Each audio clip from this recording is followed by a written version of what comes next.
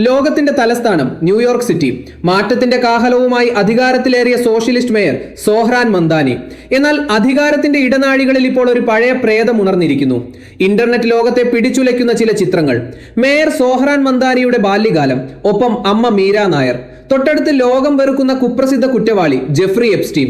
ഈ ചിത്രങ്ങൾ സത്യമാണോ? ന്യൂയോർക്കിന്റെ പുതിയ മേയർക്ക് ആഗോള സെക്സ് റാക്കറ്റുമായി ബന്ധമുണ്ടോ? ഇന്റർനെറ്റ് ചോദിക്കുന്നു. സോഹ്രാൻ മന്ദാനിയുടെ അമ്മ പ്രശസ്ത സംവിധായിക മീര നായർ എപ്സ്റ്റീന്റെ വിരുന്നുകളിലെ സ്ഥിരം സാന്നിധ്യമായിരുന്നോ? ഇതൊരു രാഷ്ട്രീയ ഭൂകമ്പമാണ്. എസ്റ്റാബ്ലിഷ്മെന്റുകളെ വെല്ലുവിളിച്ചു കടന്നുവന്ന മന്ദാനിക്കെതിരെ കിട്ടിയ വജ്രായുധം. പക്ഷേ ഈ കഥയിൽ കണ്ണുകൾ കാണുന്നതല്ല സത്യം. എങ്കിലും തീയില്ലാതെ പുകയുണ്ടാക്കില്ലല്ലോ.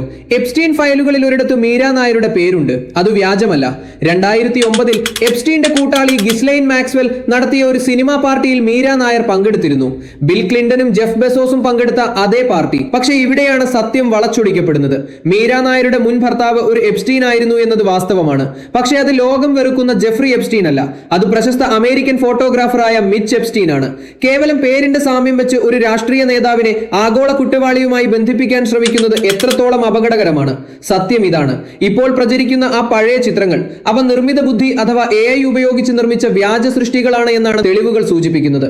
1990കളിൽ സോഹ്രാൻ മന്ദാനി ഒരു കുട്ടിയായിരിക്കുമ്പോൾ എപ്സ്റ്റീനൊപ്പം നിന്നു എന്ന വാദം തെറ്റാണ് എന്നാണ് പറയപ്പെടുന്നത്. അമ്മയുടെ പഴയ ഒരു പാർട്ടി സന്ദർശനം ഇന്ന് മകന്റെ രാഷ്ട്രീയ ഭാവിയെ വേട്ടയാടുന്നു. ഇതൊരു ഗൂഢാലോചനയാണോ? 2026 ന്യൂയോർക്ക് കണ്ട ഏറ്റവും വലിയ സോഷ്യലിസ്റ്റ് മുന്നേറ്റത്തെ തകർക്കാൻ എതിരാളികൾ മെനഞ്ഞെടുത്ത തന്ത്രം.